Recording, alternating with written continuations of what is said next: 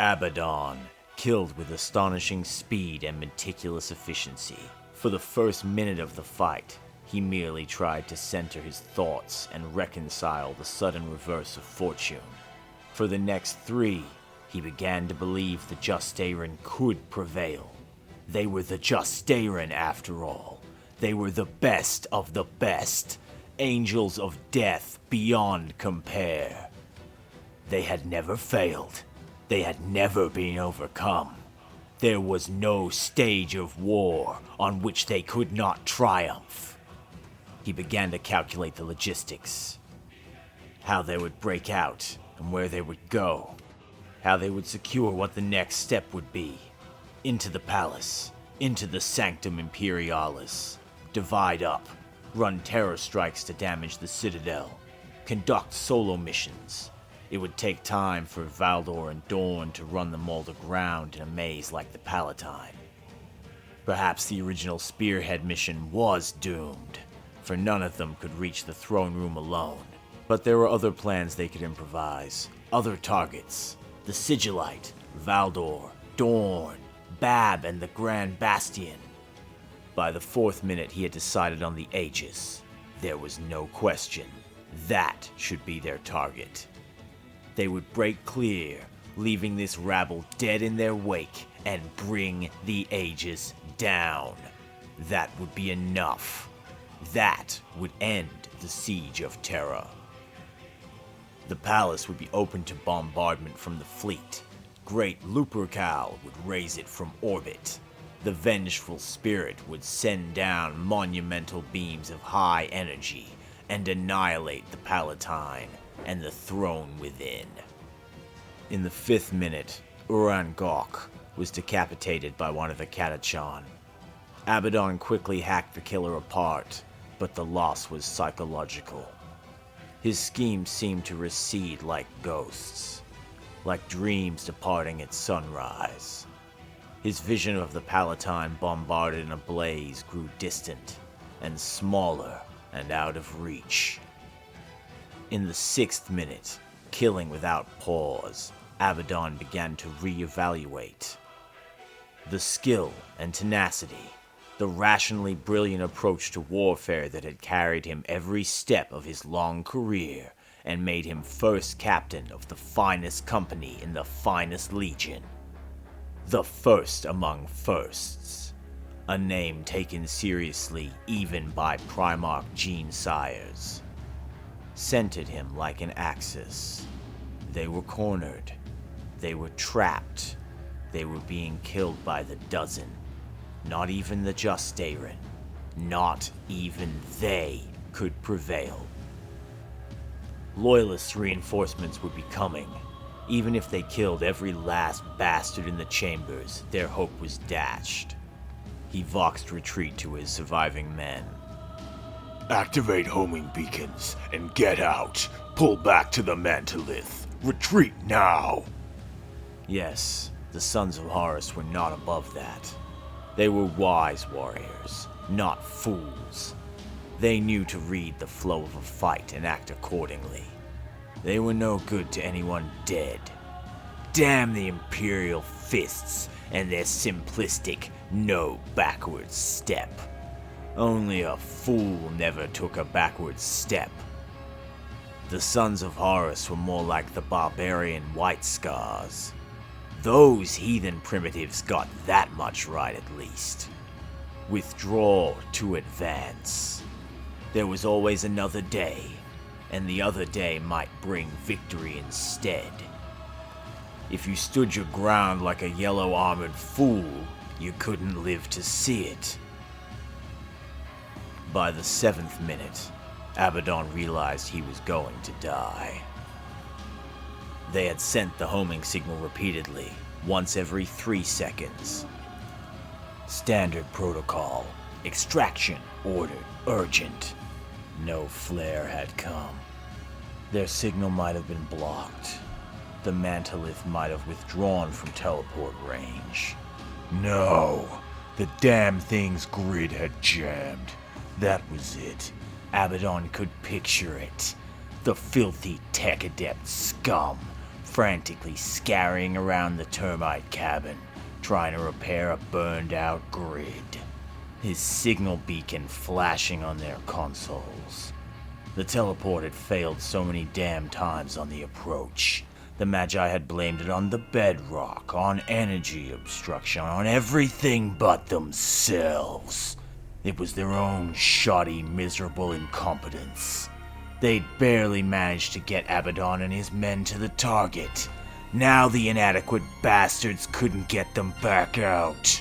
In the 8th minute, Abaddon decided that if he ever got out, if he did manage that somehow, he would track down Ayat Good-for-Nothing One-Tag and kill her. He would kill her and her whole shitting linked unity at the Epta Warstead for their ineptitude. He would hack off their hands and feet and load them into a teleport grid and transfer them unprotected into hard vacuum, or the heart of a star, or on an unset diffuse pattern so the organic drizzle of their remains rained down over multiple sites at once. By the 9th minute, bleeding from a dozen wounds, 2 of them critical, he had resolved to kill the Lord of Iron too. If he got out, in that dream of escape, he would find the great Perturabo and kill him. This had been his great idea. Perturabo had seen the flaw, the Saturnine fault. He had toyed with it, cooed over it, revealed it to Abaddon furtively, like some pornographic image. He had gulled Abaddon into this. He had used the first captain, with his reputation, and his authority, and his unrivaled connections. He had used Abaddon to make this happen. Perturabo, damn his soul, had played First Captain Ezekiel Abaddon like a fool.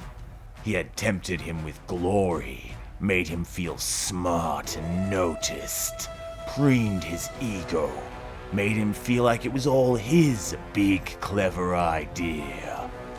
The bastard had even made Abaddon beg him to let him do it. The Lord of Iron, Lord of Shit, had manipulated Abaddon into using his influence to draw resources from the Sons of Horus. Coerced the Emperor's children into playing along. Broker the help of the Mechanicum. He'd made Abaddon do all the work and take the credit. So if it failed like it was failing now, Abaddon would be to blame. Perturabo had deniability if it turned to shit. Perturabo could claim ignorance if 3 companies of the Sons of Horus, including the elite, not to mention how many damn Emperor's children failed to return. In death, Abaddon would be blamed for the disaster, and his memory dishonored. In death, he would be disgraced, called overreaching, called that fool Abaddon. Abaddon would find the Lord of Iron in that dream escape from this hell pit.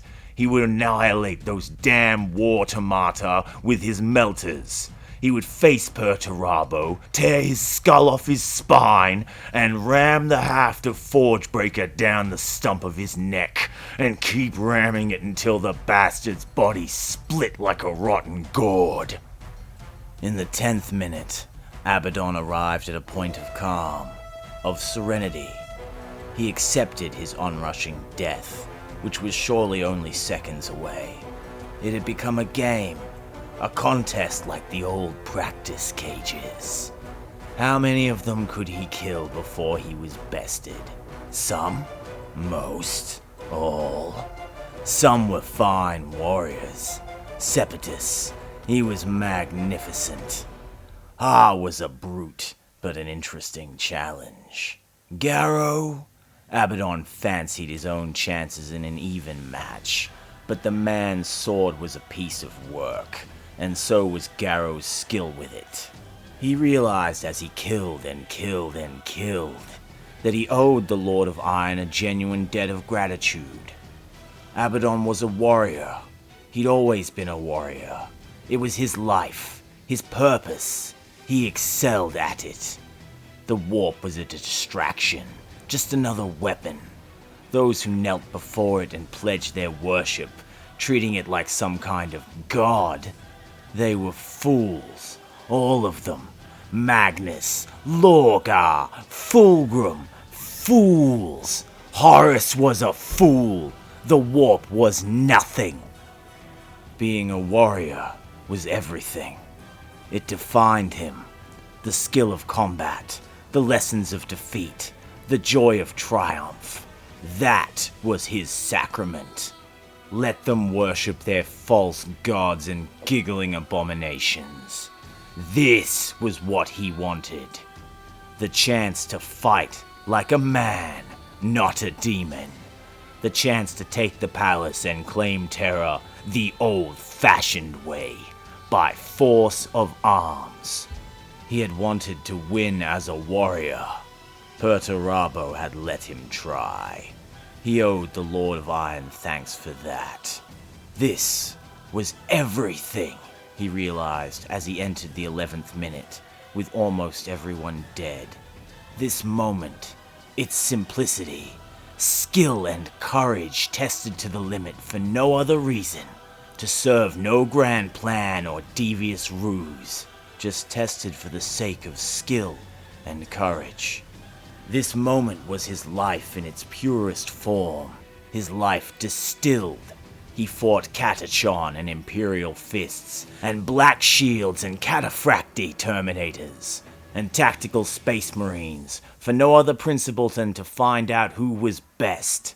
There were no sides, no good or bad, no rebel cause or loyalist alliance, no war master, no emperor, no point to anything outside the broken, blood-smeared walls of the killing chamber. Just war. Only war. The binary test of the galaxy that you passed in triumph or failed in glory. Death rushing closer was immaterial. How many more could he take? How many more times could he prove his prowess? He was Abaddon. Let them come. Let them all come. Find more. Bring them too. Bring anyone. Bring everyone. He would take them, or he would die. Either way, it didn't matter anymore. In the 12th minute, Nathaniel Garrow reached him, cleaving through one last Jostarin to close with him. They dueled, blade into blade, munitions long since exhausted. Garrow was good. His sword was remarkable. He dealt Abaddon 2 wounds that would have killed lesser men. He drove Abaddon back, boxing him against the chamber's ancient wall. Good tactics, but a mistake. When Abaddon pivoted, it was Garrow who found himself boxed, his back to the stone. Abaddon threw a punch that smashed Garrow against the wall. The man slumped, dazed, chest plate cracked. Abaddon swung to finish him. Bel Sepetus blocked his descending blade. Sepetus, now a proper test. A dance of equals that carried them into the 13th and final minute of the fight. Their blades clashed and parried with such speed. It was joyful. The Blood Angel was amazing. The deftness of his skill, the precision of his strokes, the intensity of his address. Sepetus produced nuanced swordplay that Abaddon could barely turn back. There were skills here to learn, tricks to appreciate and copy. And the Keruvian's attack was absolute.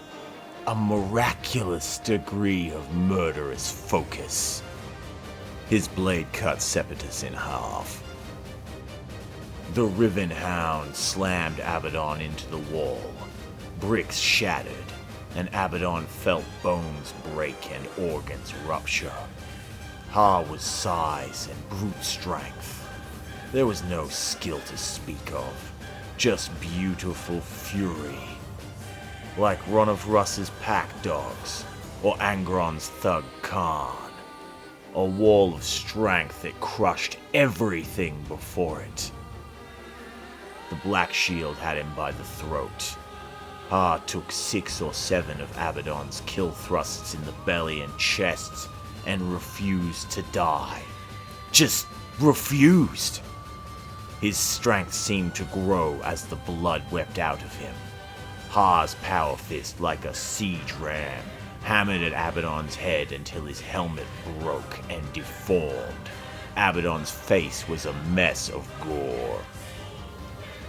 One more like that. One more and it's done. But Ha was a dead weight, pinning him to the wall. Abaddon's blade had found Ha's throat and slid in, up into the brain, and out through the back of the Riven Hound's head. Abaddon couldn't move. He could barely see. Endred Ha's dead mass was slumped against him, crushing him against the wall. Abaddon tried to get free. There wasn't time. Garrow was back on his feet, that sword of his gleaming. Garrow raised it. This was it then. One downward slash from a sword whose edge cut everything. This was it. Abaddon wanted it to never end. Ever. Ever! The end came anyway. Garrow lowered Libertas. "No! No!" he yelled. He punched the wall. Ha's enormous corpse shifted and fell away as the teleport flare faded.